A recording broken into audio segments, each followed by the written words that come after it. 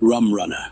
It's the late 1920s and the United States is in the midst of prohibition. As a response to this social experiment, a good number of Americans turned from being honest citizens to engaging in acts of bootlegging and rum running. And such activities occurred across the country and happened in both urban and rural areas, as well as all points in between.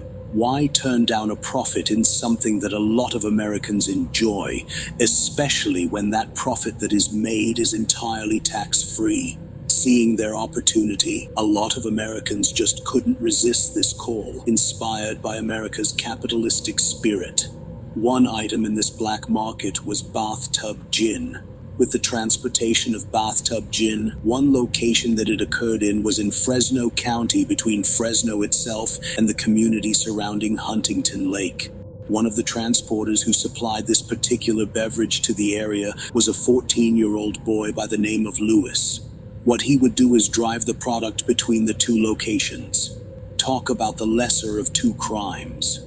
Whenever Lewis would have some free time, accompanied by the support and assistance of his father of all people, he would drive up to the lake with a car loaded with bathtub gin. He would do most of his driving whenever he had some free time, such as on the weekend, summer break, or any other school break that existed.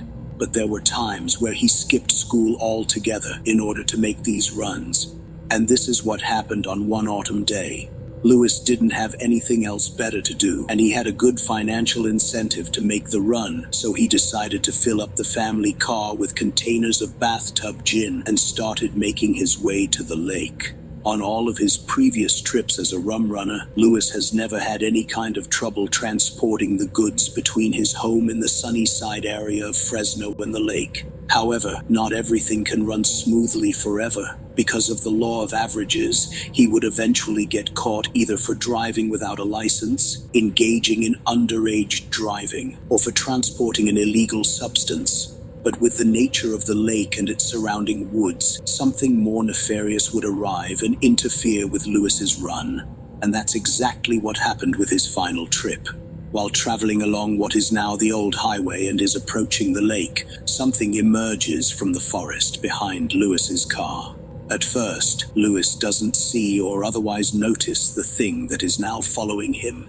But this ignorance doesn't last long, for the thing that emerged from the woods eventually gets Lewis's attention and then forces him to react to the current situation as well as its presence. And react he did by first increasing his speed along this winding mountain road.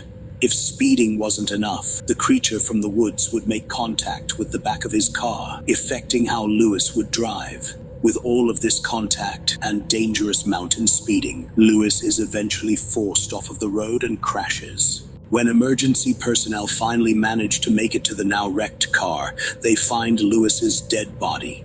With the way that he is positioned, he is leaning over the wheel of the car and has blood running down his face, accompanied by the fact that his head is misshapen.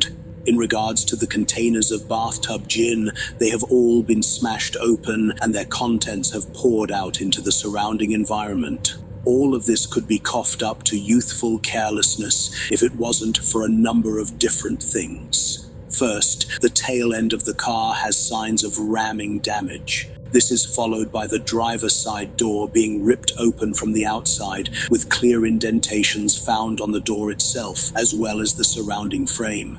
Finally, there is the fact that whatever caused Lewis to crash and ripped open the door feasted upon Lewis, for he is missing his left arm from the elbow down. By the early part of the 1930s, it was decided that prohibition should be repealed, which was done through the ratification of a constitutional amendment. This was done because prohibition proved itself to be a failed social experiment meant to regulate morality and moral behavior. In the years following the ratification of the 21st Amendment, all the way to present day, when people travel along the old road that leads to Huntington Lake, there are those who claim to see the ghost of Lewis driving up to the lake. Some of these reports say that they saw Lewis reenact the final moments of his life before veering off of the road, while others claim to see him just driving along without a care in the world, as if it's just the most natural thing. One or two have even said that they were passed by Lewis, and he looked over at them as he did, giving them a friendly wave. And who knows, you just might see Lewis's ghost if you travel along that stretch of road, still trying to deliver his final load of bathtub gin. However, there is the possibility that your luck just might run out, because you can stumble across the thing that caused Lewis to drive off the road in the first place. You just never know.